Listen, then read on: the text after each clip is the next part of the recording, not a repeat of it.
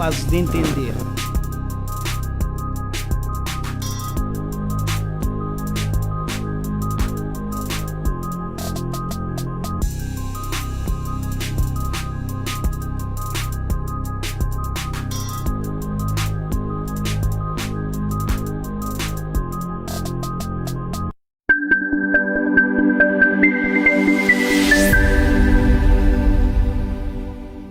Também muito sério.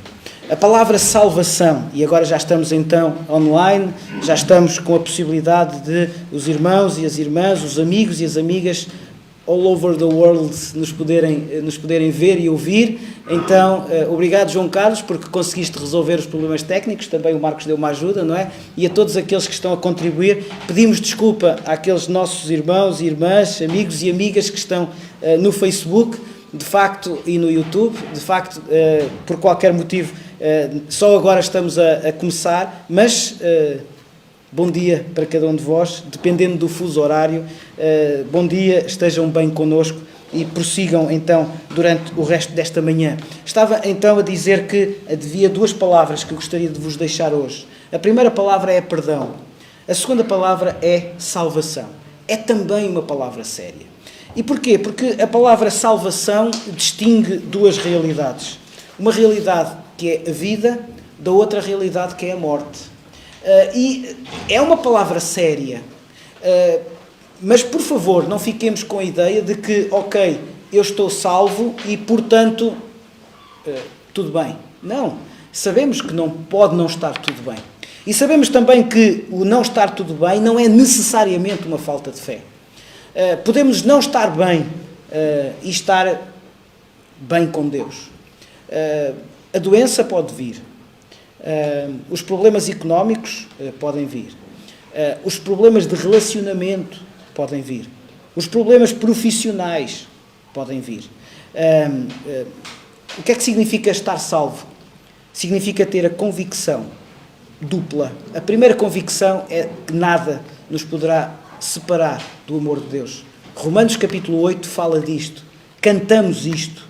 Nada, ninguém, nenhuma força nos poderá separar do amor de Deus. E esta é a primeira convicção que temos nesta palavra salvação. A outra palavra, que também vamos falar dela e desta ideia ao longo desta manhã, é a ideia de que Deus não nos abandona. Deus está conosco. Há uma célebre história sobre as pegadas na areia, não é? Alguém que vê duas pegadas na areia e percebe que Deus está a caminhar ao seu lado. A certa altura, olha para trás e vê apenas uma pegada. E revolta-se contra Deus. Deus, percebo que agora neste momento de felicidade eu só vejo uma pegada. Porquê é que tu te foste embora? Ao que ouve a voz de Deus dizer, não, essas pegadas são as minhas, eu estou a levar-te ao colo. Então é isso mesmo. A dupla convicção nesta palavra salvação é esta. A primeira, nós estamos com Deus. A segunda, não estamos com Deus de uma forma aparentemente apenas intelectual. Estamos com Deus porque Ele está connosco. E porquê? Porque Ele sofreu por nós.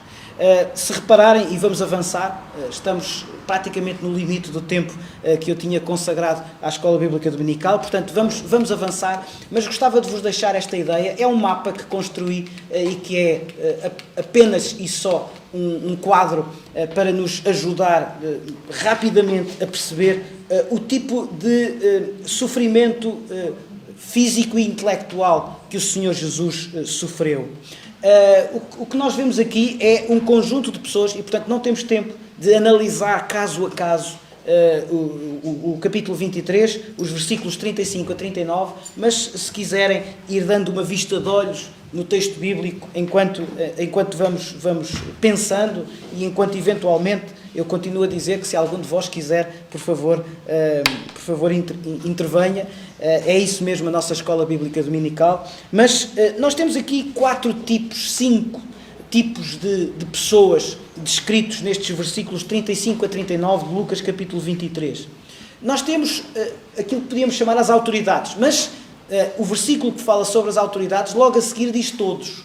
Portanto, temos aqui um primeiro grupo de pessoas que ridicularizava Jesus. Porquê? Porque ele estava a sofrer. Já vamos voltar a este ponto. ridicularizavam Jesus porque ele estava a sofrer. Depois temos um segundo grupo, claramente descrito nestes versículos 35 a 39. E o segundo grupo são os judeus. E porquê é que os judeus ridicularizavam aquele que dizia ser o Messias? Por duas razões. Em primeiro lugar, porque ele estava a mostrar sinais de derrota. E o que é que os judeus pensavam do Messias? Entendiam o Messias como vitorioso. E vitorioso em que sentido? Aquele que iria libertá-los do jugo romano. E, portanto, alguém que está a ser derrotado não pode ser o Messias. Em segundo lugar, alguém incapaz de sair daquela situação. E, portanto, os judeus não podiam admitir que o Messias se apresentasse como alguém em derrota, alguém em incapacidade. Depois temos um outro grupo, assim, muito rapidamente. E o outro grupo é os soldados. Diz claramente o texto bíblico que os soldados ridicularizavam Jesus. É complicado perceber se, a certa altura, os soldados, quando deram aquele vinagre a Jesus, aparentemente pode ser entendido como um sinal de alguma condescendência, mas também pode ser entendido como um sinal de maior, de carregar mais no quadro de sofrimento de alguém. E depois, finalmente, nós temos um dos criminosos. Um dos criminosos continua a humilhar Jesus, mesmo naquela condição em que se encontra. Vamos avançar, não temos mais tempo. Mas reparem, pensemos novamente no motivo. Qual é o motivo pelo qual as autoridades todos consideravam ridicularizar Jesus? Porque ele estava a sofrer, porque ele estava derrotado, porque ele estava incapaz, porque ele estava a ser humilhado. Já repararam qual é o verdadeiro motivo pelo qual todas estas pessoas ridicularizavam Jesus? Qual é que será o motivo? Na realidade, pensemos no traço de união de todas estas pessoas. Não tenham problema em dizer qualquer coisa fora. A nossa escola bíblica dominical... Posso dizer uma coisa? Claro, irmão Fernando Silva, esteja à vontade. Porque os judeus em si esperavam não um Messias que estava ali a sofrer, mas sim um Messias que viesse com grande poder e que os libertasse, particularmente do jugo do romano. É o que eles queriam. Mas agora, se me dá licença, mais uma palavrinha só. Claro. E esta palavrinha consiste justamente no instrumento de suplício em que eram executados aquelas pessoas que eram condenadas à morte. E queria falar simplesmente da cruz. Segundo a pessoa que escreveu na revista, disse que os romanos tinham decretado uma lei que nenhum romano poderia ser crucificado numa cruz por ser um instrumento de grande suplício e de grande sofrimento. Jesus foi lá que foi crucificado. De maneira que aqui vemos que há um sofrimento muito maior do que alguém que, por exemplo, desculpem lá esta comparação, hoje chegasse ao pé de outra pessoa, toma lá um tiro. A pessoa cai no chão, mas ali não. Ali a pessoa, quando a cruz entra naquele buraco de pedra, trompa, o corpo cai e fica ali pela asfixia morre. Para respirar tem que tentar subir para respirar e não consegue até chegar até morrer. Portanto, os romanos não eram crucificados. Isso mostra, obrigado, isso mostra o grau de sofrimento, não é? Era tal o grau de sofrimento que os romanos nem sequer gostavam de que alguém fosse crucificado, não é? Porque achavam demasiado desumano. Agora vejam, um povo que tinha espetáculos de homens com feras, por exemplo, não é? Os gladiadores, etc. O grau de violência que hoje nós acharíamos perfeitamente sem sentido, não é? Ainda assim a crucificação ainda era pior. Portanto, isto para termos uma ideia do horror. Agora reparem, obrigado, irmão Fernando Silva, agora reparem, tudo isto, todo este ridículo a que as pessoas votaram o Senhor Jesus, na realidade baseia-se em quê? É verdade? Isto estava descrito. Tinha sido profetizado. E se repararmos qual é o motivo pelo qual todas estas pessoas acabaram por cumprir aquilo que estava escrito, não é? Sabem, eu penso que é este. Quando isto der, vai aparecer ali. Isto só se deve à falta de compreensão. Ninguém compreendeu. Estes não compreenderam Jesus. Não compreenderam porque é que ele estava a sofrer. Não compreenderam porque é que ele parecia derrotado. Não compreenderam porque é que ele parecia incapaz. Reparem, às vezes eu olho para esta descrição e pergunto assim, mas nenhum líder leu Isaías? Vejam Isaías, está lá descrito tudo, não é? Como disse a irmã Arminda muito bem. Então, mas os líderes, os religiosos do tempo, não perceberam o que estava escrito? Qual é a razão para esta falta de compreensão? Claro. Pois, é que o problema é que eles sabiam que havia de vir um Messias, ainda hoje estão à espera do Messias, e não reconheceram, porque João diz, ele veio para o que era seu, e os seus não o reconheceram. Portanto, aquele homem, para eles, não era o Messias. E por isso tinha que ser morto, porque dizia que era igual a Deus. Agora, exatamente. Agora, muito bem, mais uma vez, eu gostaria... Assim, irmão Alberto, faz favor. Faz favor. Agora sim. Quer dizer, isto foi preciso aqui uns minutos e tal, e agora, muito bem. Soltou-vos a palavra. Muito bem. A incompreensão dos teus diálogos, os próprios apóstolos. Exatamente. Viram tudo. Exatamente. No caminho de Imaús, mas esperávamos que fosse ele que viesse a venir. Já tem dias que ele morreu. Não havia mais esperança, quer dizer, tinha-se esgotado tudo. É que eles precisaram da graça de Deus. Apesar de serem digitados como apóstolos, também foram discípulos, mas também não perceberam. Sabem uma coisa, meus irmãos? É o que acontece connosco. Agora, mais uma vez, eu não gostava que isto ficasse lá, atrás. Vamos pensar, e eu hoje? E eu hoje? Será que às vezes não desisto? Será que às vezes parece que a fé já não consegue vencer? Será que eu próprio, por vezes, também não desfaleço? Eu não quero ser demasiado provocador, mas permitam-me só, brevemente, será que às vezes eu não ridicularizo Jesus? Estamos todos nós absolutamente certos de que, por vezes, é preciso determinadas coisas que acontecem na nossa vida para que nós cresçamos? A Bíblia fala em tribulação. E a tribulação não é pecado. Mas a tribulação tem de gerar o quê? Perseverança. Não é? Então, que este quadro não fique lá com os judeus e com as autoridades e com os soldados, mas que o possamos aplicar às nossas vidas. Vamos terminar e gostaria de vos deixar este outro que me parece que é a razão de ser, que é o motivo para os nossos propósitos, enquanto pessoas, mas também para os nossos propósitos enquanto comunidade, enquanto igreja. A cruz mostra duas coisas poderosíssimas, mais uma vez descritas em Isaías capítulo 53, no Salmo 22. Mostra duas coisas.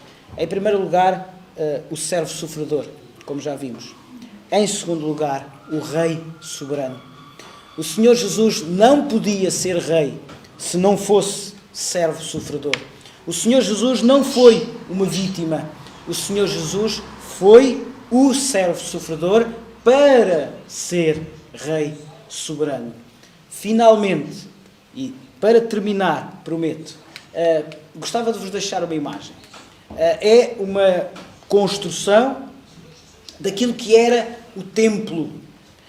A certa altura nós lemos, entre os versículos 44 e 46 de Lucas, capítulo 23, que o véu do templo se rasgou. É uma imagem, mas é uma imagem que representa o novo concerto, a nova aliança, que representa a grandiosidade de nós podermos diretamente ter um relacionamento com Deus através do Espírito Santo. E o que é que significa o véu do templo ter-se rasgado?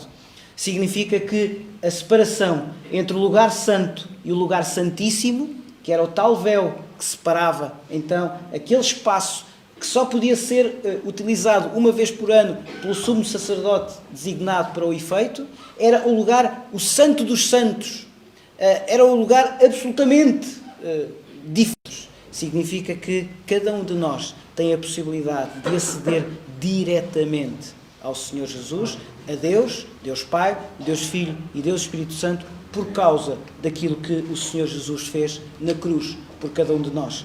É normal que deixemos uma pergunta para a semana, se assim o quiserem considerar. E a pergunta que gostaria que ficasse para esta semana é muito simples. Como vou ajudar outros a compreender a identidade e o propósito de Jesus? Como vou ajudar outros a compreender a identidade e o propósito de Jesus? Vamos continuar. Em condições normais, teríamos agora um intervalo, abraçávamos-nos, cumprimentávamos-nos, beijávamos-nos, íamos tomar café quem quisesse, quem não quisesse bebia água, mas na nossa igreja há o hábito de fazermos comunhão durante este tempo. Como sabem, por causa do Covid isso não é possível e, portanto, sem intervalo. Vamos passar já ao culto de louvor, adoração, pregação e hoje também com ceia do Senhor. Foi um gosto. Até para a semana, na Escola Bíblica Dominical. Vamos continuar já.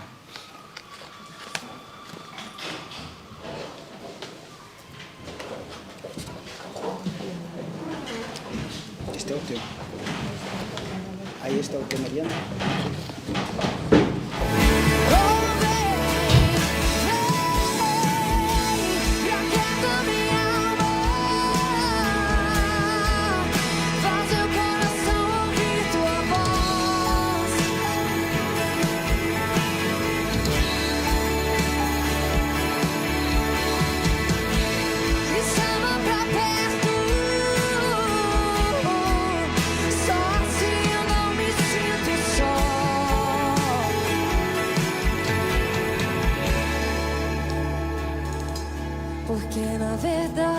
Descobri que tudo que eu preciso está em ti,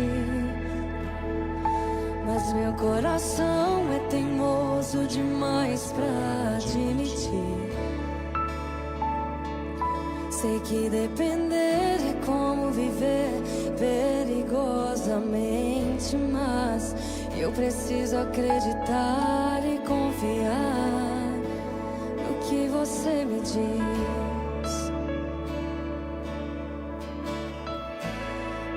Está batida, oh minha alma, porque bom dia, queremos dar as boas-vindas a todos quantos nos estão a visitar. Nós temos uma família connosco, que são amigos da Sónia. Sejam bem-vindos à cidade da Figueira da Foz, à nossa casa de oração. Esperemos que voltem e que gostem de estar connosco. Temos também a irmã Arminda, após longos meses, voltou para o nosso meio. Seja bem-vinda. A Débora, a esposa do Bogdan, que tanto oramos e finalmente está junto do marido e está junto de nós. Temos praticamente a prata da casa, o Joel, com a Karina também, já são nossos. Nós vamos também cumprimentar o pastor Hélio, peço desculpa, pastor, mas o pastor Hélio também já é da casa, portanto, sejam bem-vindos. O pastor Hélio todas as semanas mandava mensagem: é este domingo que já podemos ir à igreja. Pastor, mais uma semana, finalmente, pastor, estamos juntos. E também para todos aqueles que nos estão a ver através das redes sociais no Brasil, o pastor J. Santos, a esposa. Também temos as nossas irmãs no Luxemburgo, que são fiéis. A sua presença foi fiel, foi um grande apoio para o nosso trabalho e não podia também deixar de agradecer, e depois faremos mais agradecimentos, mas principalmente às pessoas que nos acompanharam durante o confinamento, numa primeira fase em que tínhamos cultos, os irmãos que estavam sempre connosco, o Bogdan, o Elson, que foram aqui os nossos pilares, e o Marcos na música. O Amauri hoje teve uma saída de emergência e vamos orar por ele para que tudo esteja bem. e o Pedro, e agora finalmente nós temos a Mariana, é o nosso reforço, portanto é a apresentação oficial da Mariana e também a Madalena, que tem sido o pilar das nossas histórias bíblicas, e o tio Manel também. Vamos falar mais à frente de todas as nossas atividades. Muito obrigado pelas orações de todos os que oraram, os que estavam em casa a orar.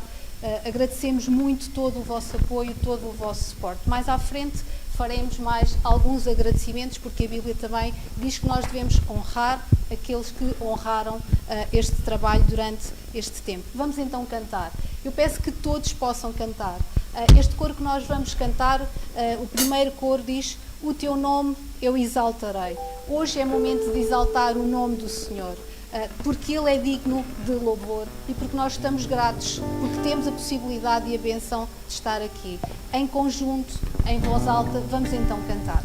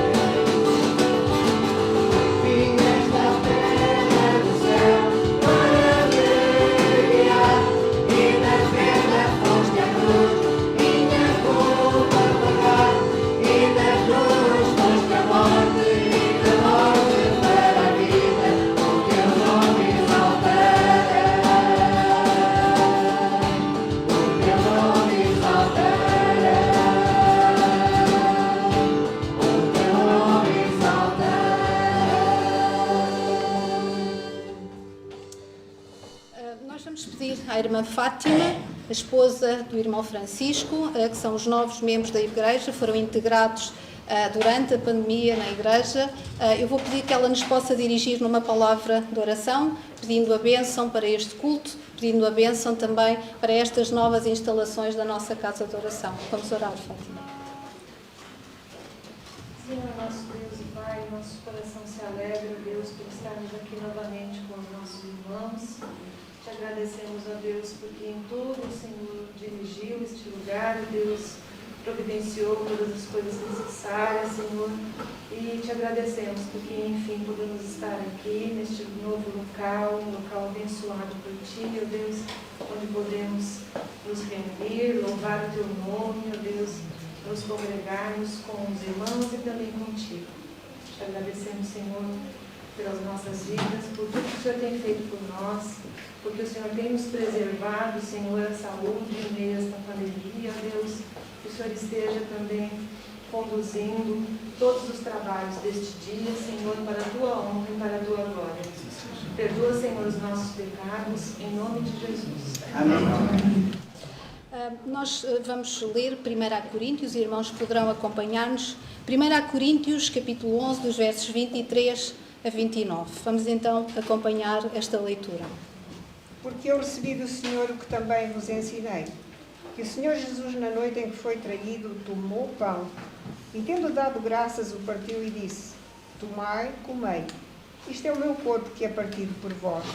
Fazei isto em memória de mim. Semelhantemente também, depois de cear, tomou o cálice, dizendo: este cálice é o novo testamento no meu sangue. Fazei isto todas as vezes que beberdes em memória de mim. Porque todas as vezes que comerdes este pão e beberdes este cálice, anunciais a morte do Senhor até que venha. Portanto, qualquer que comer este pão ou beber o cálice do Senhor indignamente, será culpado do corpo, do sangue do Senhor. Examine-se, pois, o homem a si mesmo, e assim coma deste pão e beba deste cálice. Porque o que come e bebe indignamente, come e bebe para a sua própria condenação, não discernindo o corpo do Senhor. O próximo coro que nós vamos cantar, há pouco o Theo falou. Desculpa. Peço desculpa, as informações, estava a pensar. Ana, podes entrar, seja bem-vinda. O irmão Joaquim, indica-te o lugar, por favor. Algumas informações, então, nós temos para vos dar. O nosso lema continua a fazer Deus sorrir. Fazer Deus sorrir com as nossas atitudes, com o nosso trabalho e com a nossa consagração, com a consagração da nossa vida. Este vai ser o tema durante o culto de hoje. Para além deste lema que nós temos para nós vamos fazer agora um apelo. Os irmãos estão a ver as nossas instalações, nós estamos a ver se o Pedro consegue mudar aqui o nosso slide, é o anterior, obrigado. A nossa campanha para as obras continua. Os irmãos podem ver a remodelação total. Não foram os queridos que mudaram a casa, mas foram os queridos irmãos que começaram a contribuir para que a casa fosse mudada. Nós hoje vamos fazer um apelo especialmente para os nossos irmãos, os visitantes, não se sintam confrangidos nesta contribuição. Este é um dever para os filhos da casa, para os filhos de Deus, para aqueles que têm de tomar conta da sua casa, da casa de Deus. E nós vamos fazer um apelo sacrificial para que todos os irmãos, no momento o irmão Fernando Silva e o irmão Luís Glória, vão fazer este levantamento. E este levantamento tem como principal objetivo nós concluirmos com os nossos compromissos, nós conseguirmos cumprir com os nossos compromissos, porque esse também é o testemunho de um crente, é cumprir com os seus compromissos. Os irmãos que nos estão a ver através das redes sociais poderão fazê-lo através do IBAN, e nós temos ali o nosso IBAN, PT 50 0045 30 53 40 22 17 23 69 048. Qualquer dúvida, envie uma mensagem para a Igreja, para qualquer um dos irmãos, e qualquer irmão poderá dar-vos esta informação. Neste momento, então, vou pedir ao Luís e ao irmão Fernando Silva que possam, então, fazer... Não sei se o irmão Fernando Silva consegue passar, irmão. O Luís tem ali os...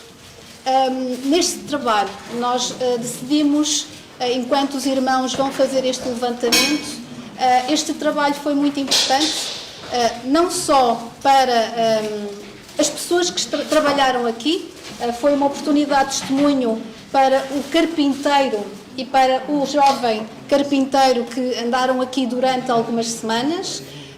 Foi importante, eles foram convidados para estar hoje connosco, para ver quem éramos nós. Foi muito importante para a nossa vizinhança, para o prédio, constantemente batiam à porta para dizer que nós éramos bem-vindos e que ainda bem que iríamos continuar. Eles gostaram das mudanças, aprovaram as mudanças, portanto é muito bom saber que continuamos a ser bem-vindos neste edifício.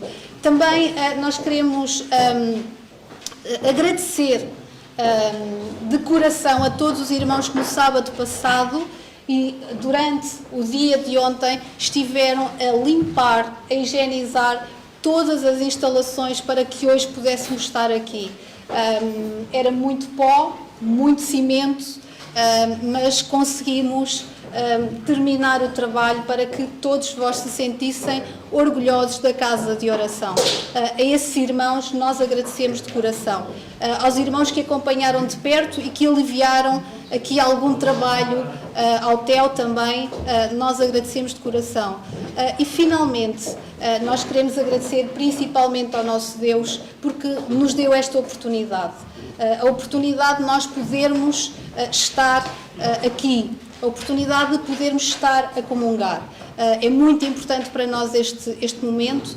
Eu lembro-me que aqui há uns meses encontramos ali a nossa irmã Lisete no mercado e ela, quando viu, começou a chorar. E chorou, nós não conseguimos calá-la. E isto é muito importante, nós estarmos todos aqui hoje. Oramos pela irmã Esmeralda, que não pode estar connosco, ela está doente, mas é muito bom estarmos em conjunto, estarmos juntos, e também aqueles nossos irmãos que estão-nos a ver pelas redes sociais, estavam ansiosos pelo dia de hoje.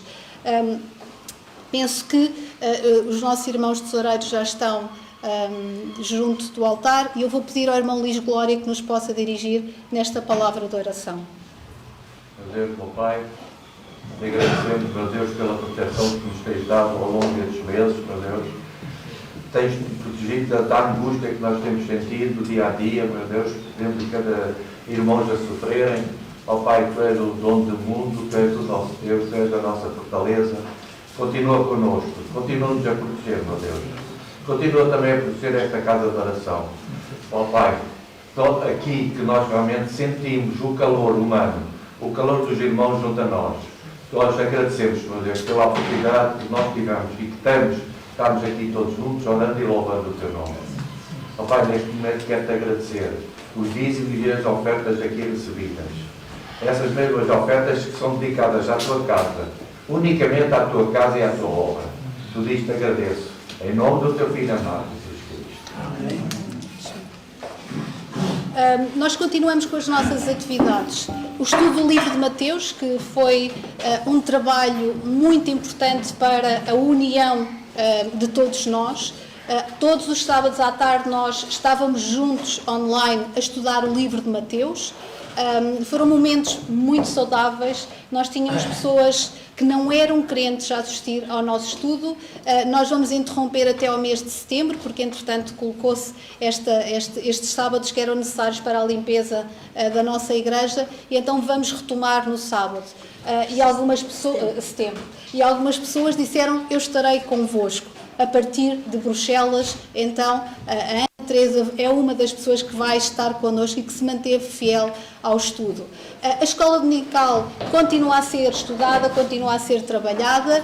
As histórias da avó Madalena também vão voltar em finais de setembro, princípios de outubro. As histórias são para ser vistas, visionadas, não só pelas crianças, mas também pelos adultos. É uma forma de voltarmos às histórias da Bíblia. E o nosso boletim, que fielmente, semanalmente, foi trabalhado, foi estudado com o nosso irmão Manuel Lúria, e a ele também estamos gratos que, apesar na sua convalescença, mesmo durante a semana em que foi operado aos olhos, não falhou com o nosso boletim, e nós estamos muito gratos pelo seu trabalho e porque este boletim tem sido também um veículo de distribuir a palavra do Senhor. Estamos no YouTube, o irmão Ricardo toma conta deste canal. Devem tornar assinantes do canal YouTube, é importante para a nossa igreja. Estamos no Facebook, é uma forma de nós nos mantermos em contacto com todos os irmãos que estão fora, e acreditem que várias pessoas vão comunicando connosco. Nós vamos então agora cantar. O Theo há pouco falou em consagração, e este coro, à medida que vão cantando, leiam as palavras, interiorizem estas palavras, porque é sério aquilo que nós estamos a dizer. Neste momento nós precisamos de vidas consagradas. Nós temos uma casa de oração e o nosso objetivo não é ter a casa para nós, é que outros possam vir até nós. É um trabalho não da comunidade para dentro da comunidade, mas da comunidade para o exterior. Nós queremos sair, nós queremos ir buscar mais almas para salvar.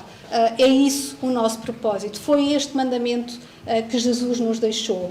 E, portanto, nós vamos cantar Queremos Ser Fiéis. Olhem para a letra, meditem na letra e cantem connosco.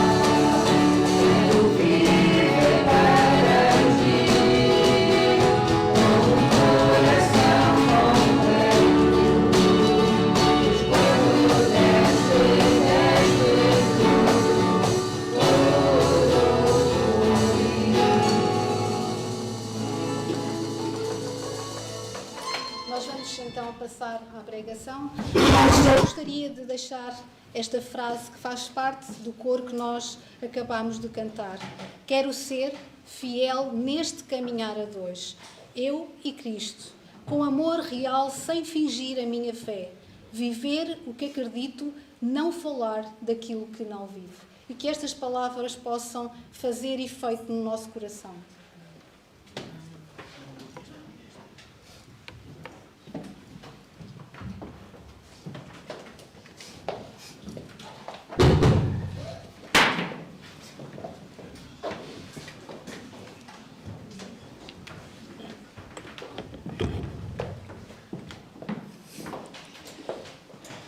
Levítico, capítulo 20, versículos 7 e 8, diz: Consagrem-se, porém, e sejam santos, porque eu sou o Senhor, o vosso Deus. Obedeçam aos meus decretos e pratiquem-nos. Eu sou o Senhor que os santifica.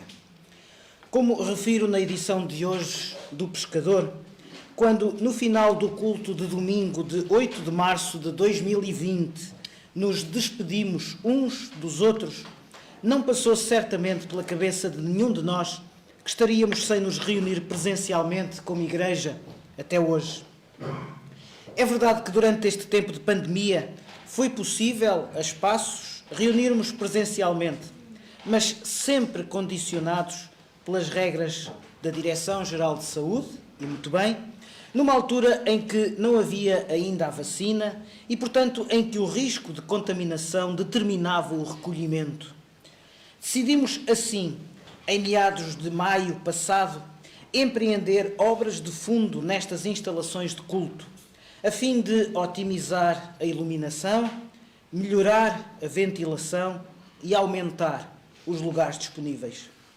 Concluído este processo, nesta manhã chuvosa, cinzenta de domingo, dia 25 de julho de 2021, quero colocar-vos 3 questões, de resposta sim ou não, prometendo ser muito breve nas considerações fundamentadoras da respectiva resposta, ancorado, claro, nos meus 2 versículos bíblicos de vida.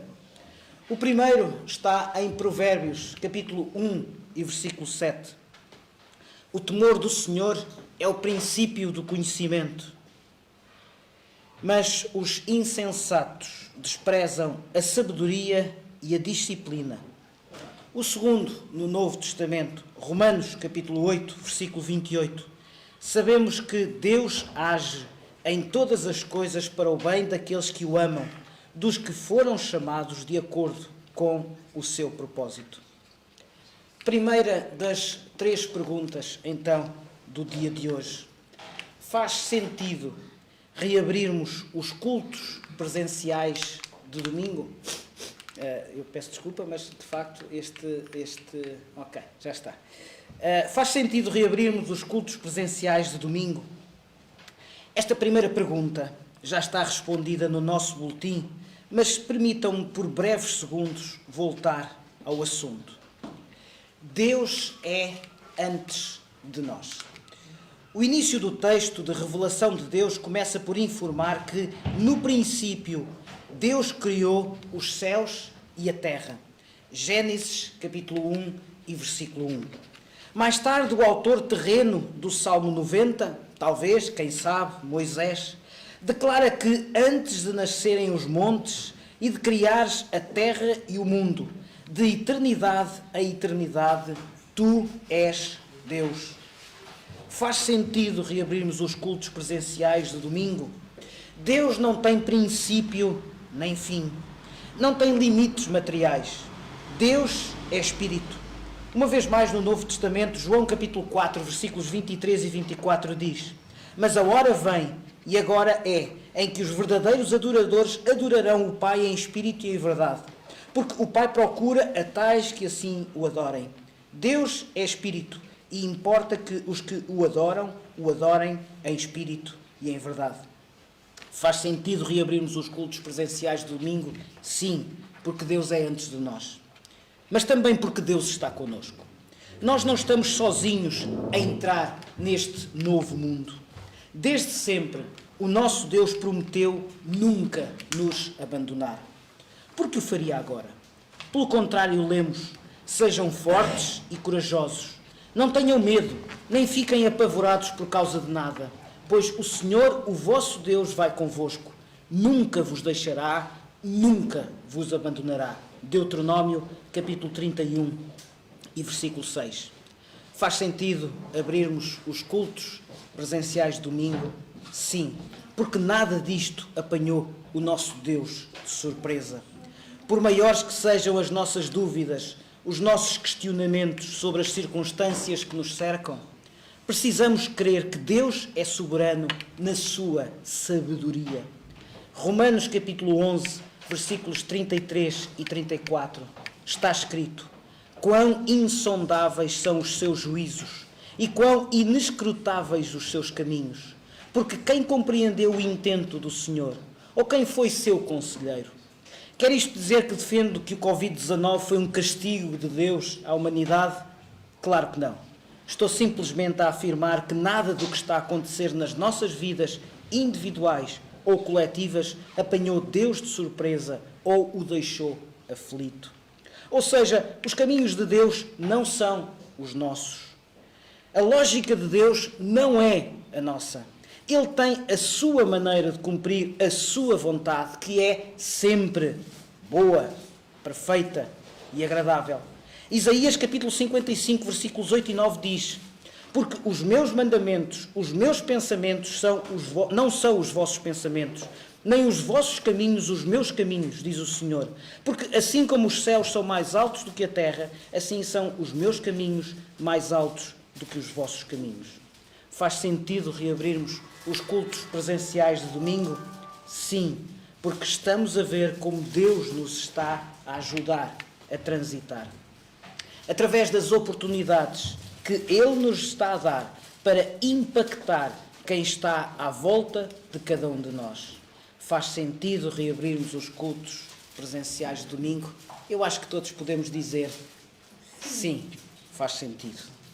Segunda questão que eu gostaria de vos deixar hoje, nesta manhã.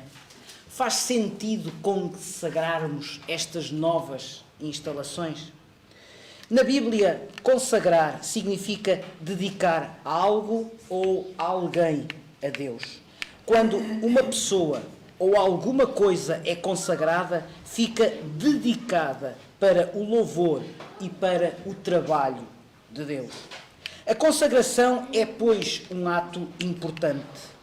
A consagração é algo que pode marcar, em primeiro lugar, uma mudança na vida de uma pessoa ou no uso de qualquer coisa. Mas também a consagração pode significar uma reafirmação de propósito. Ou seja, no primeiro caso, pode implicar uma vida, o abandono de uma vida em pecado. Isto é, sem agradar a Deus, afastada de Deus. Abandonar então esta vida sem Deus para uma vida em sentido oposto. Como lemos há pouco, consagrem-se, porém, e sejam santos, porque eu sou o Senhor, o vosso Deus. Obedeçam aos meus decretos e pratiquem-nos. Eu sou o Senhor que os santifica. Mas pode também significar uma reafirmação de propósito, ou seja, a confirmação perante Deus de que nestas renovadas instalações o queremos fazer sorrir, porque aqui vemos ver grandes e poderosas coisas acontecer sempre para a sua honra, para a sua glória. A Bíblia tem exemplos de consagração de objetos, por exemplo, os utensílios do templo no Velho Testamento, as vestes dos sacerdotes eram consagrados para serem usados exclusivamente no templo.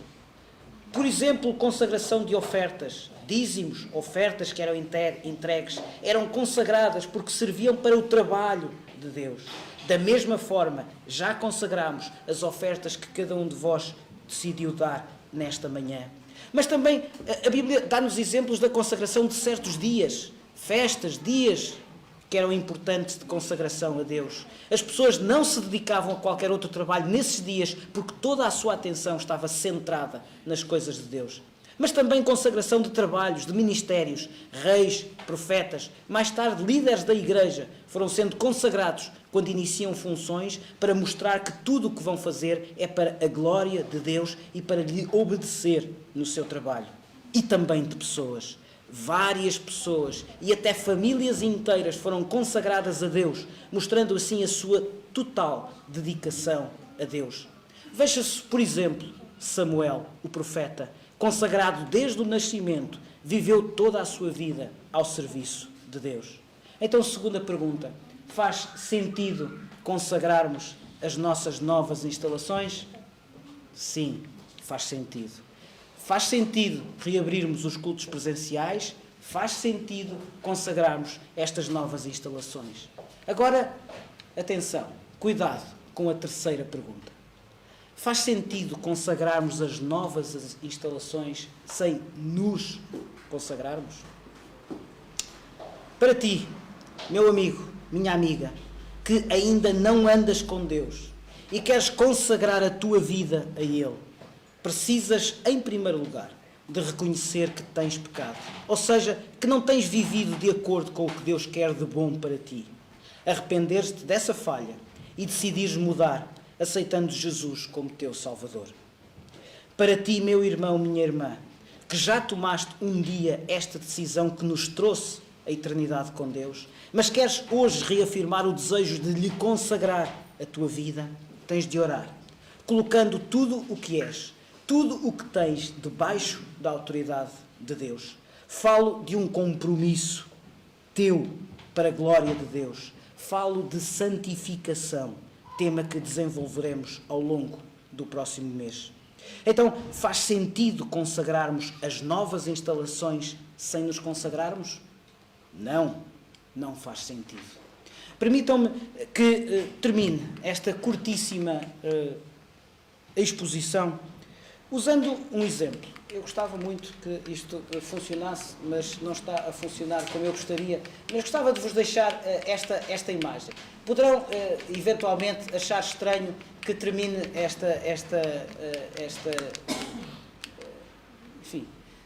esta curta exposição falando de uma padaria. Padaria. Certo pastor foi convidado a pregar numa proeminente, numa rica igreja. Ao chegar ao local de culto, foi convidado por um dos pastores dessa igreja a conhecer a mais recente aquisição do povo de Deus, uma padaria completa. Ele olhou e pensou com os seus botões: muito bem, estes irmãos montaram uma padaria para saciar a fome das pessoas necessitadas. No entanto, o que ele não podia imaginar era o real motivo para a montagem daquela padaria. Disseram-lhe então: agora, até a nossa ceia do Senhor é sem a contaminação dos ímpios. Nós produzimos os pães que são distribuídos na ceia. Não há qualquer mão de ímpios na produção do pão. O pastor convidado, ao ouvir isto, não se conteve e disse: os meus irmãos gastaram dinheiro a montar uma padaria completa por esse motivo? Não foi para minorar a fome dos famintos? Não foi para tentar mudar o futuro de tantos jovens que precisam de uma profissão? Não teria sido muito melhor fazer desta padaria uma oficina de padeiros? Vamos voltar ao tema da consagração. Mas por agora, a certeza de que estas renovadas instalações, consagradas a Deus, não serão o nosso casulo, mas uma ferramenta para a expansão da Igreja de Deus. Assim seja. Graça e paz.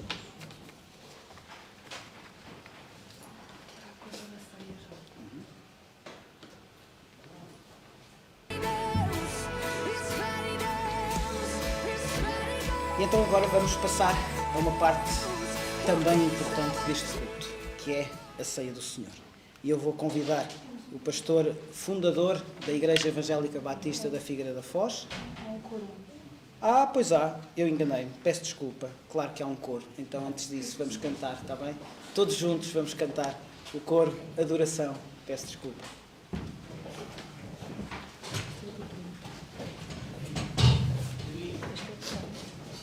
Este é da Mariana. Tete. Este é o teu. Este é o teu. Este é da Mariana. Tete.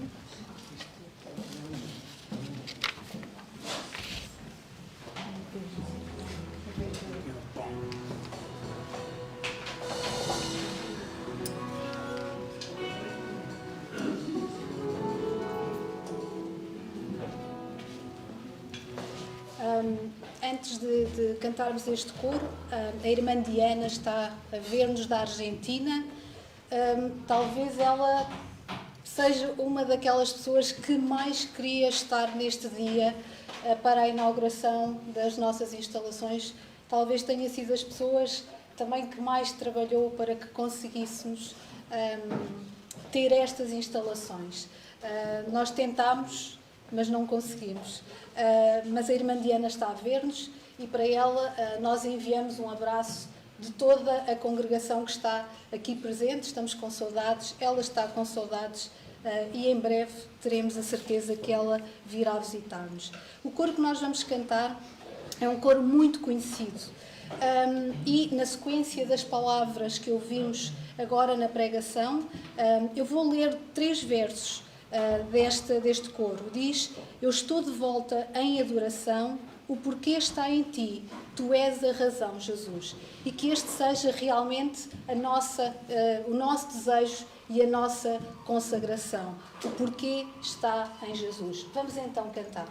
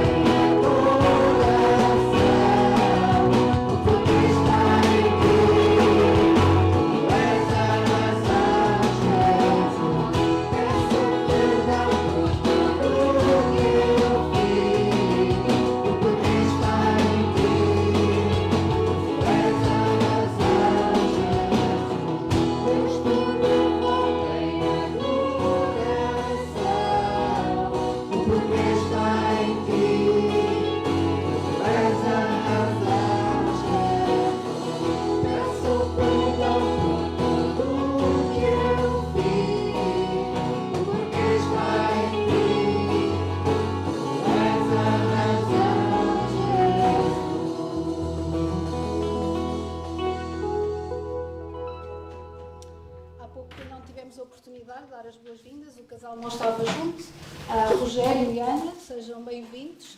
Esta é parte da nossa família, sejam bem-vindos à nossa família, que possam sentir-se bem entre nós.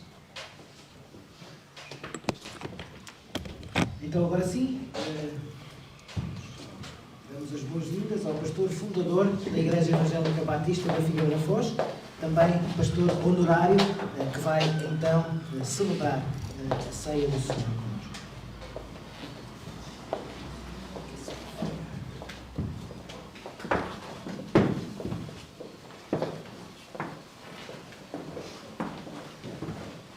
Eu estou com uma grande indecisão. É que a máscara ajuda-me mesmo mais do que pode parecer. Quer dizer, não sei se devo tirar a máscara ou não, porque a maior parte dos que me estão a ver na internet vão dizer assim: e o pastor Cavaco está tão velho. E eu digo assim, não sou não, eu sou. Há uma certa diferença entre o estar e o ser, embora não pareça, mas eu estou um velho feliz. Quem são os velhos que estão aqui felizes? Levantem mais. Não tenham medo, não tenham medo, são velhos, é uma bênção ser velho. Ser velho é uma bênção, porque os novos ainda não chegaram aqui, não é verdade? Então onde é que está o problema de ser velho? Há pessoas que não gostam da palavra velho. Não importa. Estou muito feliz. Feliz em Cristo. E tenham um bocadinho de paciência. Vou dizer somente uma coisa. Eu gosto muito e dou os parabéns a quem teve a ideia, não sei se foi o Sr. bem Paula, deste tema, fazer Deus sorrir. Eu gosto muito. Se não gostasse, dizia. Eu gosto muito. Mas o tema da nossa igreja inicial, da nossa igreja atual, os versículos que são base, é: alegrei-me quando me disseram, vamos à casa do Senhor. Vamos todos dizer, alegrei-me quando me disseram, vamos à casa do Senhor. Porque há muita gente por aí a dizer, os templos não são precisos, eu sou o templo, etc. Sabe porque é que dizem isso? Porque não querem dar dinheiro para fazer o templo. Então é muito cômodo estar desagrejado, como dizem agora, é muito cômodo dizer, não, nada disso, nem dízimo, nem nada. Qual dízimo? O dízimo é do Velho Testamento. Pois é, eu digo assim, sim senhora, mas agora no Novo é mais que o dízimo. Agora não é o dízimo, é mais que o dízimo. É dar conforme a liberalidade do teu coração. Então, por isso eles dizem, são contra o dízimo porque não querem nada. Custa muito. Aí é que está o problema. Mas não é esse o tema. Eu não vou pregar, porque aliás, o obreiro da igreja, que em breve, se Deus o permitir, será o pastor da igreja, como todos nós queremos. Então, eu não vou pregar, o tema era exatamente consagração, mas já foi mencionado, e muito bem. Eu só queria chamar a atenção para este ato que estamos e que vamos praticar. Não é um rito. Eu ontem passei muito tempo, e tenho passado muito tempo, a ouvir pregadores, porque gosto de ouvir mensagem de outros, mesmo nossos irmãos brasileiros que têm realmente alguns teólogos de muita categoria, diga-se passagem, e outros, e eu gosto de ouvi-los. E todos eles têm um ponto em comum: a importância da ceia do Senhor. A importância da ceia do Senhor. Não é um rito, não é nada disso. É a importância por aquilo que ela nos diz e o que Jesus representa ao dizer estas palavras. Porque cada vez que o fizerdes, digam o resto, por favor, cada vez que o fizerdes, fazei-o em memória de mim. Em memória de mim. Mas em memória de mim não é um sentido memorium. Em memorium quer dizer alguém que morreu e tem uma campa, muito bem, não somos judaísmos, claro, e diz lá, in memorium. em latim. In memoriam. Em memória porquê? Porque está a lembrar alguém que partiu, alguém que morreu, que nós amamos. E estamos sempre a pensar nessa pessoa que morreu, a nossa mãe, nosso pai, nosso filho, etc. Mas em memória não é isso. Em memória é a memória de alguém que está vivo. Digam comigo, por favor. Jesus está vivo. Ele está vivo, não morreu e desapareceu. Ele está vivo e está vivo em nós. Então, eu queria, antes de dar a oportunidade para ser feita a distribuição do pão e do vinho, que, como sabem, é pão e vinho, continua a ser pão e vinho, não é, segue a normalidade dos outros alimentos, não tem nada em si de especial, não tem nada assim especial, ao contrário do que muitos pensam, deixem-me dizer o que eu sinto, não é um sacramento, é uma ordenança.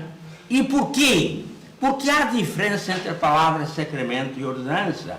Eu não quero ofender ninguém dos irmãos que estão aqui, é só para explicar o nosso ponto de vista. Sacramento é alguma coisa que dá graça. Como sabem muito bem, a Igreja Católica tem 7 sacramentos. Tem 7 sacramentos, porque dizem que esses 7 sacramentos fazem parte da salvação. Errado! Nada faz parte da salvação a não ser Cristo. Nada. Não há nenhum ato exterior que eu possa fazer, nem batismo, nem ceia do Senhor, nem casamento, nem eu costumo dizer, brincar, que os padres, desculpem-me, mas tenho de dizer isto, os padres não são completamente salvos. Sabem porquê? Porque só têm 6 sacramentos. Não têm um 7º, que é o matrimónio. Então como é que pode ser isso? Se são sacramentos para a salvação, não têm os sacramentos todos. Falta um. Então não são salvos completamente. É verdade ou não? Estou a dizer alguma coisa errada? Digam-me, temos ali um pastor, temos outros irmãos, muito competentes. Estou a dizer alguma coisa errada? O sacramento é algo que confere graça. A ceia do Senhor não confere graça. A ceia do Senhor é uma ordenança para lembrar aquilo que foi muito bem dito, a cruz de Cristo, a nossa salvação. E também ninguém pense que não pode tomar a ceia porque talvez estivesse zangado hoje com a esposa, um bocadito de manhã, talvez tivesse uma coisita qualquer, eu não estou preparado para dar a ceia do Senhor. Alguns que dizem assim, eu até não tomo a ceia do Senhor porque hoje não estou preparado. Ontem cometi um pequeno deslize e não estou preparado e não tomo a ceia do Senhor. Errado, errado, porque isso não é um rito. Se não está preparado, então prepare-se. Neste momento, peça a Deus perdão pela sua falta, porque a ceia do Senhor é um momento incrível. A maior festa cristã é uma festa, não é um funeral. Ninguém fica assim muito triste e vou tomar a ceia do Senhor, eu não mereço tomar a ceia do Senhor. Pois não merece nem isso, nem outra coisa mais. Não merece nada, nós não merecemos nada. Diz, eu hoje estou com um problema, não tomo a ceia. E às vezes dizem para o diácono que anda a distribuir, hoje não me sinto preparado. Errado. Não é a nossa dignidade não está em nós para tomarmos a ceia. Quando diz que aquele que toma a ceia indignamente porque não discerne o corpo do Senhor, não está a dizer isso. Porque a nossa dignidade, como disse Calvino, a nossa dignidade está em Cristo e não em nós. Nós não somos dignos, Ele é digno. Então, neste momento, antes de tomarmos a ceia, inclinemos as nossas cabeças e digamos ao Senhor, eu sei, eu não mereço nada. Tu morreste na cruz do Calvário por mim. A honra, a glória é tua. Eu não mereço nada. A tua graça. Um pastor chamava a este momento o banquete da graça. O banquete da graça. Só pela graça de Deus estamos aqui. Só pela graça de Deus iremos viver com Ele. Só pela graça. Que cada um possa realmente, neste momento, entender que estarmos aqui a tomar este banquete é por causa da cruz de Cristo. E para terminar, só mais uma palavra para lembrar aquele versículo que diz: fazei isto, como já dissemos, todas as vezes em memória de mim, até que eu venha. Até que eu venha. E mais, cada vez que vamos fazer isto, anunciamos a Cristo aos outros. Prezados irmãos, na nossa nova fase da Igreja, na nova fase destas instalações que realmente estão muito bonitas, eu ainda não tinha visto, estão muito só por fotografia, só por Facebook e por telemóvel, que eu até me tinha mostrado e vi. Então, não tinha visto, digamos, pessoalmente, se posso usar esta palavra, pessoalmente. Mas a verdade, estamos muito bem, mas precisamos de anunciar o Evangelho aos outros. Eu disse há pouco, e peço desculpa, mencionei um pastor, mas temos dois. Peço desculpa, não tinha visto o meu Paulo. Ah não, o meu Timóteo.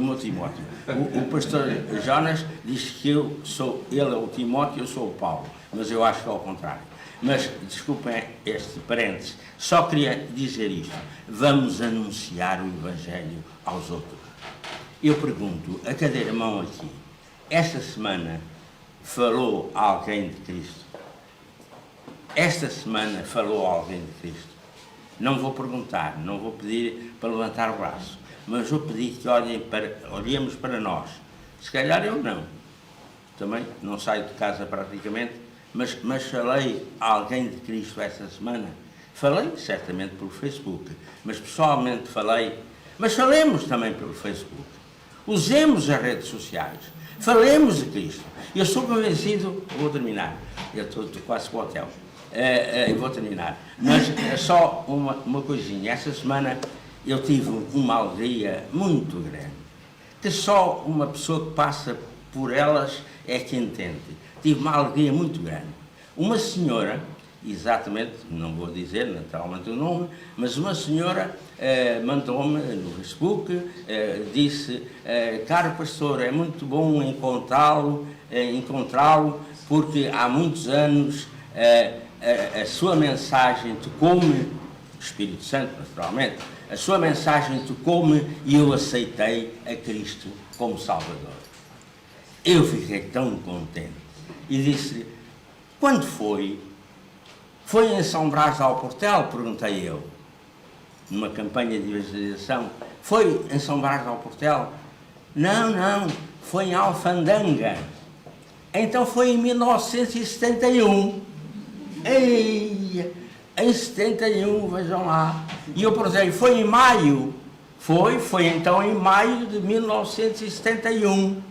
Vejam, e eu disse: olha, engraçado, em julho estávamos nós aí para Angola. E agora uma pessoa, eu creio que quando nos encontrarmos nos ares, não em corpo físico, logicamente, mas em corpo consagrado, em corpo, falta-me agora a palavra, espiritual, ela vai dizer: obrigado. E esta semana também uma pessoa dizia de Billy Graham, até pôs uma imagem a dizer, imaginar Billy Graham a receber as pessoas todas a quem ele levou aos pés de Cristo.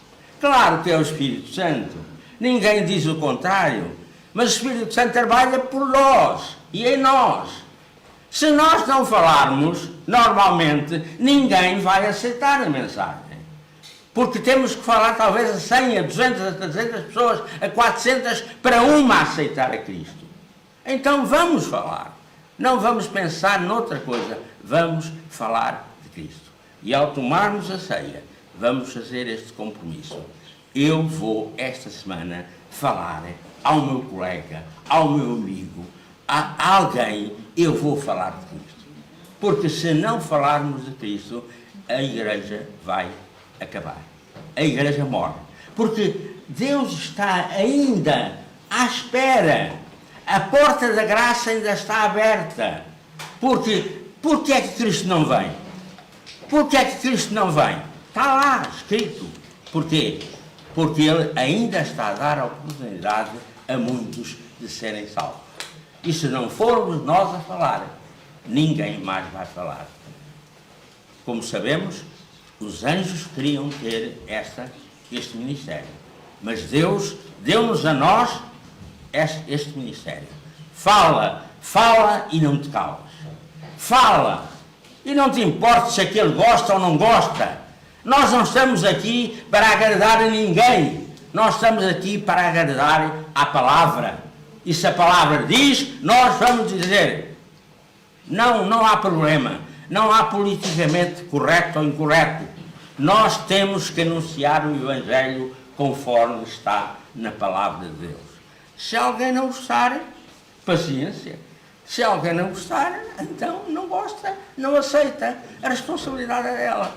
Mas nós já não temos mais responsabilidade porque falamos àquela pessoa de Cristo e da cruz de Cristo e que Ele é o único Salvador, o único mediador entre Deus e os homens. Que o Senhor muito vos abençoe e me abençoe a mim para continuar a pregar a palavra do Senhor, mesmo com perseguição. Mesmo com perseguição, não importa, falemos de Cristo. Então eu ia pedir que os dois irmãos responsáveis, ou os irmãos escalados para este assunto, façam favor de vir até aqui para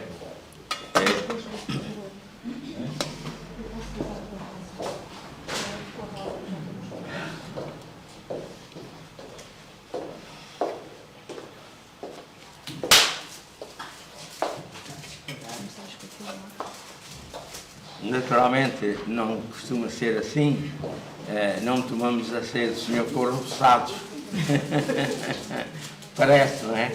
Não tomamos a ceia do Senhor corrupçados, mas desta vez teve que ser assim e naturalmente todos compreenderão e demorará um bocadinho mais tempo até todos terem o seu pão e naturalmente aproveitamos para lembrar que este momento é muito solene e festivo. Como já disse, é a maior festa do cristianismo, é a maior festa do Novo Testamento, porque eu tinha naturalmente várias passagens, mas não vou mencionar, mas só queria mencionar uma que encontramos exatamente em 1 Coríntios, não no capítulo 11, que já foi lido, mas em 1 Coríntios, capítulo 5 e versículo 7. Diz assim: lançai fora o fermento velho. Aí esta coisa é muito complicada. Lançai fora o fermento velho, para que sejais nova massa, assim como sois sem fermento.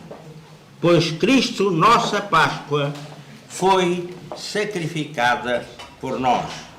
Cristo, nossa Páscoa, foi sacrificada por nós. O que é que isto quer dizer? A ceia do Senhor é a nova Páscoa. É a Páscoa de Cristo. E é por ela e é por Ele que nós somos salvos. A morte de Cristo, como foi já muito bem anunciada, a morte de Cristo é a nossa salvação.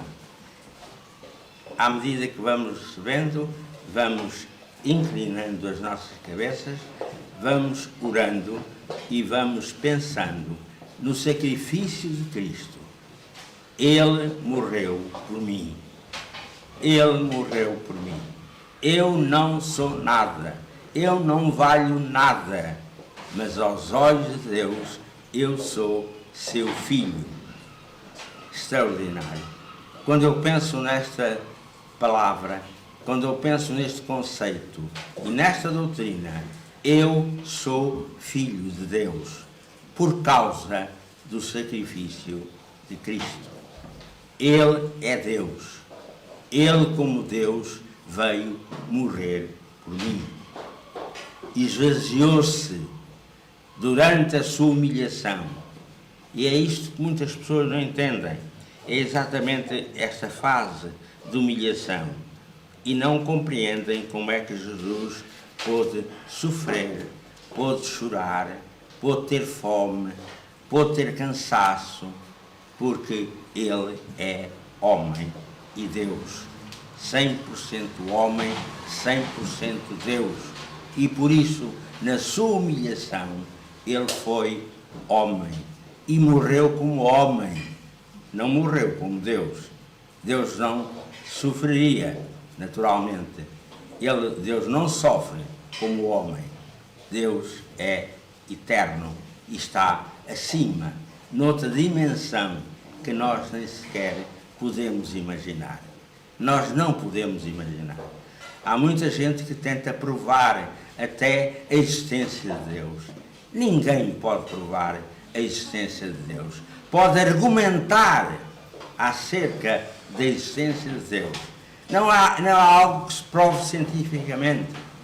Não é isso. Mas Deus vive porque Ele está em mim. E eu tenho a certeza da existência de Deus. Porque Ele vive em mim. Que o Senhor abençoe cada um. E se alguma pessoa está aqui que ainda não tem essa certeza, que ainda não tem realmente esse relacionamento com Deus, como tantas vezes temos ouvido ultimamente, se não tem esse relacionamento com Deus, faça-o agora. Porque reparem, só mais uma palavra, diz, até que eu venha. O irmão tem a certeza que vai almoçar hoje? Tem? Tem a certeza que vai almoçar hoje? Tem? Cristo pode vir. Agora. Agora.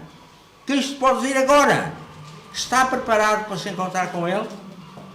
Está preparado para ir com Ele nos ares? Está preparado? Ontem eu ouvi a coisa mais estranha que alguma vez eu ouvi até hoje. E já estou tão velho, como já disse. Mas nunca tinha ouvido. Quando eu sempre tive a ideia que quando Cristo vier, quando vier o arrebatamento, irá um e ficará o outro. Por exemplo, podem ir os dois. Mas o que irá será o crente. Ontem eu ouvi uma ideia completamente diferente. Quem vai é o ímpio e quem fica é o crente. Eu disse, o quê? Mas que coisa é esta? Nunca tinha ouvido dizer tal coisa.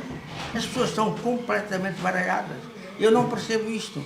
Eu só sei uma coisa. Eu ponho a minha confiança não em doutrinas de homens, não em coisas que os homens dizem, mas ponho a minha confiança na palavra de Deus e em Cristo Jesus. Então, vamos com esta convicção. Deixem-me tirar o meu roçado. Com esta, mas olhem, isto foi feito com muito carinho. Eu não vi, mas sei quem fez. Não vi, portanto, porque eu não vou à cozinha, claro. Vou só lá, de vez em quando. Deixem-me rir. Eu não consigo deixar de ser o que sou. Gosto de rir, gosto de brincar. Com coisas sérias, dizem, não se brinca. Mas eu não estou a brincar com coisas sérias. Eu estou a brincar com coisas que penso isso. Muito bem. Então, aqui temos o pão. O que é que isto simboliza? O corpo de Cristo. Dado por quem? Por nós. Vamos tomá-lo. Pensando assim, este pão simboliza o corpo de Cristo que foi dado para a minha redenção, para ir viver eternamente com Ele. Tomemos este pão.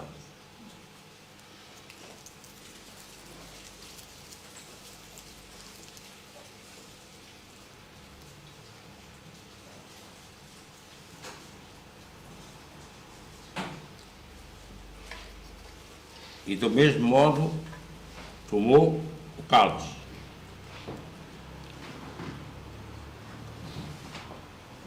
Vamos tomar este cálice. O que é que ele representa?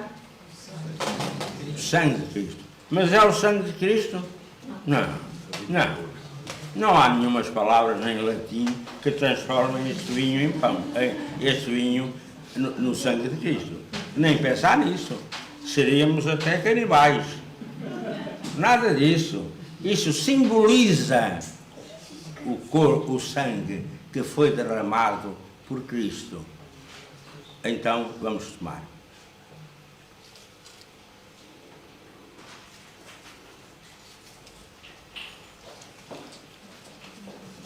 Certamente notam que eu estou nervoso. Estou mesmo. Essa noite dormi muito pouco. Sabe porquê?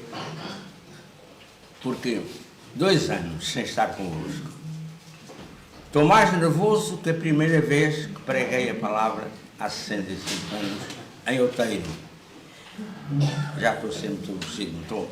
Então, muito obrigado. Vamos ficar de pé.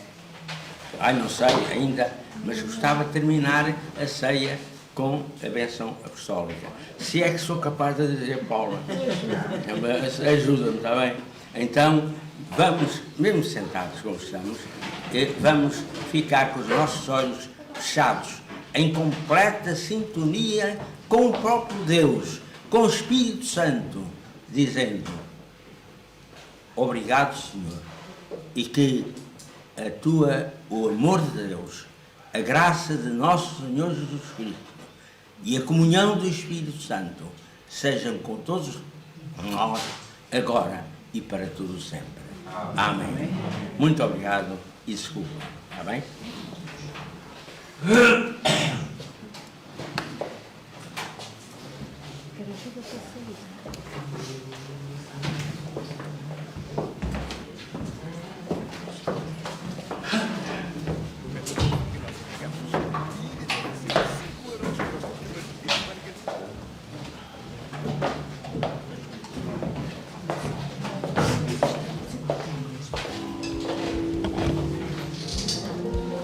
Os vossos copos são descartáveis e no final, ao sair, poderão deixá-los num caixote para o lixo, está bem?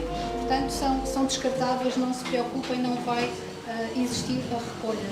Nós vamos terminar o nosso culto e vamos cantar o último coro. Eu pedia que o nosso irmão João Carlos pudesse colocar em modo de apresentação para que Pedro me auxiliasse. Nós vamos cantar um coro que se tornou talvez o coro do confinamento, não é? É o coro do Bogdan. O Bogdan gosta muito deste coro e nós vamos terminar cantando. E este coro tem a ver também com consagração. E neste coro diz: preciso ouvir o teu querer, a tua palavra, a tua voz. Quero andar em teus caminhos, a tua verdade é a minha luz. Eu decidi, quero viver seguindo os passos do Senhor. E que este seja realmente o nosso desejo para a semana. Que este desejo possa fazer Deus sorrir e que a nossa vida possa refletir efetivamente o seu amor e que seja uma vida real, uma vida olhando para Cristo. Vamos então cantar em conjunto, é o nosso último coro, e que possamos mostrar a nossa alegria em sermos seus filhos.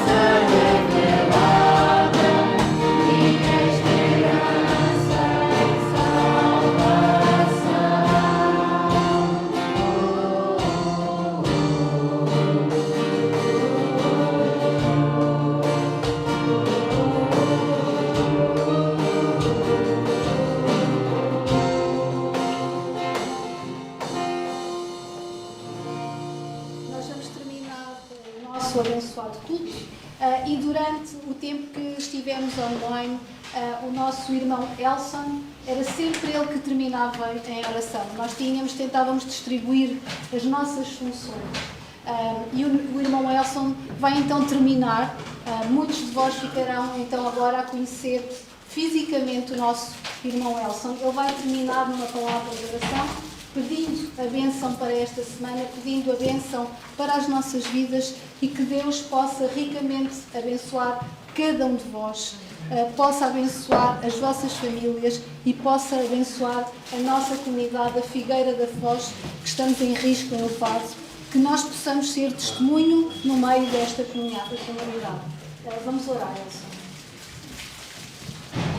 Senhor, nosso Deus e nosso Pai, nós agradecemos ao Senhor por este culto, agradecemos pela presença dos irmãos, por todos nós estarmos reunidos aqui nessa manhã, podendo glorificar o Seu nome, podendo louvar a Ti, ouvindo também a Tua palavra, aprendendo mais a respeito do Teu Evangelho, a respeito do Teu amor. E nós agradecemos ao Senhor por isso e pedimos ao Senhor que continue nos dando sabedoria e entendimento para que possamos caminhar a cada dia contigo. Agradecemos por tudo, pela vida, pela oportunidade, agradecemos ao Senhor pela comunhão, pela Santa Ceia, por tudo aquilo que o Senhor tem nos dado, nos proporcionado. Então, muito obrigado. Agradecemos a Ti em nome de Jesus. Para os irmãos que estão a ver através das redes sociais, desejamos uma boa semana e aguardamos pelas vossas visitas, pelas vossas viagens. Deus convosco.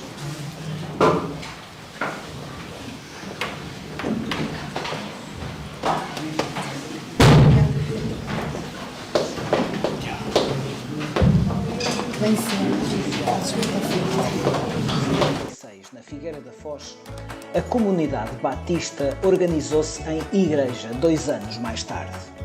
Acreditamos que a palavra de Deus nos desafia a viver com o desígnio de vencer o mundo, porque somos seus filhos, em Cristo, na graça e pela fé.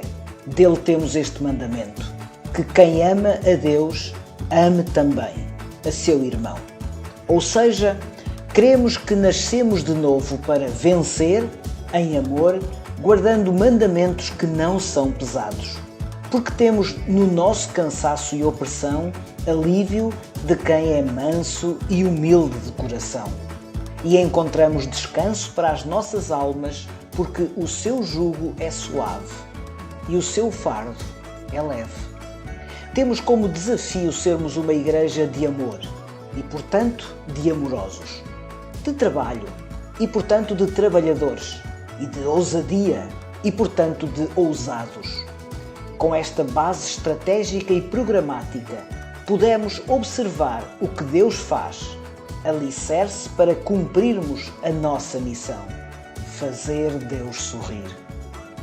Deus sorri quando o amamos acima de qualquer coisa, quando confiamos nele completamente, mesmo quando isso não faz sentido, quando lhe obedecemos incondicionalmente, quando o louvamos e damos graças continuamente e também quando usamos as nossas habilidades.